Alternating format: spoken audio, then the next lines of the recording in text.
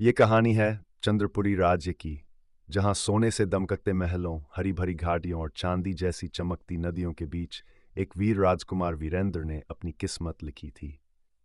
वीरेंद्र सिर्फ एक राजकुमार नहीं, बल्कि लोगों का मसीहा था। वो न सिर्फ दुश्मनों से लड़ते थे, बल्कि अपने राज्य के हर व्यक्ति की छोटी बड़ी समस्याओं का हल भी खुद निकालते थे। उनकी गहरी आंखों में एक दृढ़ता थी, लेकिन उनके दिल में प्यार और करुणा की नदी बहती थी।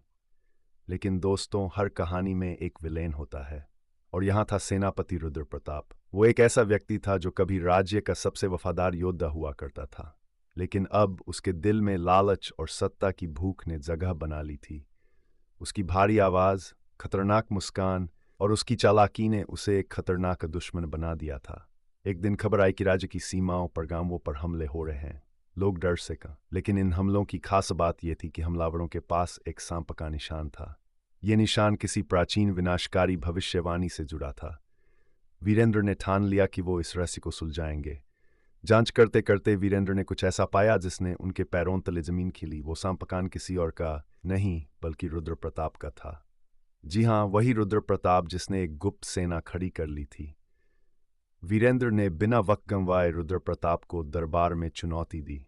दरबार में सबकी निगाहें इन दोनों पर थीं। वीरेंद्र ने रुद्र प्रताप पर आरोप लगाए, लेकिन रुद्र प्रताप कितना चालाक था। उसने हर आरोप का ऐसा जवाब दिया कि दरबार दो हिस्सों में बंट गया।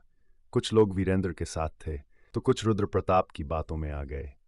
इस सब के बीच रुद्र प्रताप ने एक और चाल चली। उसने राजकुमारी मीनाक्षी, वीरेंद्र की बहन, को विद्रोहियों की मदद करने के झूठे आरोप में फंसा दिया। वीरेंद्र के पास कोई रास्ता नहीं था। उन्हें अपनी बहन को महल में नजरबंद करना पड़ा।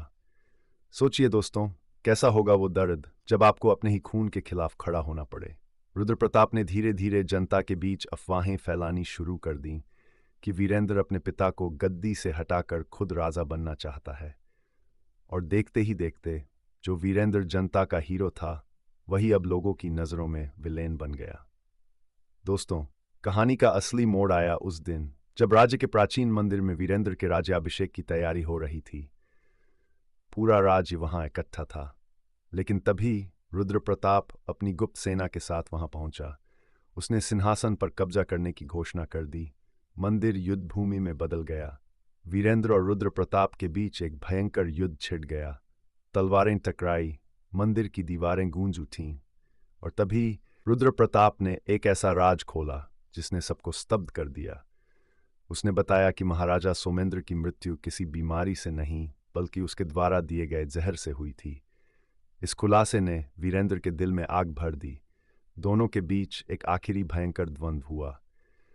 रुद्र प्रताप अपनी ताकत और चालाकी से लड़ रहा था, लेकिन वीरेंद्र का साहस और न्याय की भूख उसे हराने के लिए काफी था। आखिरकार वीरेंद्र ने रुद्र प्रताप को हरा दिया, लेकिन मरते समय रुद्र प्रताप ने एक कड़वी सच्चाई कह दी: सत्ता हमेशा उस पर एक छाया डालती है जो इसे धारण करता है। अंतिम संदेश: युद्ध खत्म हुआ, राज्य बच गया। वीरेंद्र सिंहासन पर बैठे, लेकिन एक राजा के रूप में नहीं, बल्कि एक सेवक के रूप में। उन्होंने अपने पिता की विरासत को संजोने और अतीत के घाव भरने की कसम खाई। और दोस्तों, जैसे ही जनता ने वीरेंद्र महाराज की जय के नारे लगाए, वीरेंद्र अकेले खड़े होकर क्षितिज की ओर देखने लगे। उनकी आंख से एक आंसू गिरा। वो आंसू था त्याग, बलिदान और उस सिंहासन की कीमत का। यही है सिंहासन की छाया, एक ऐसी कहानी जो हमें सिखाती है कि सत्ता का असली मतलब सेवा है।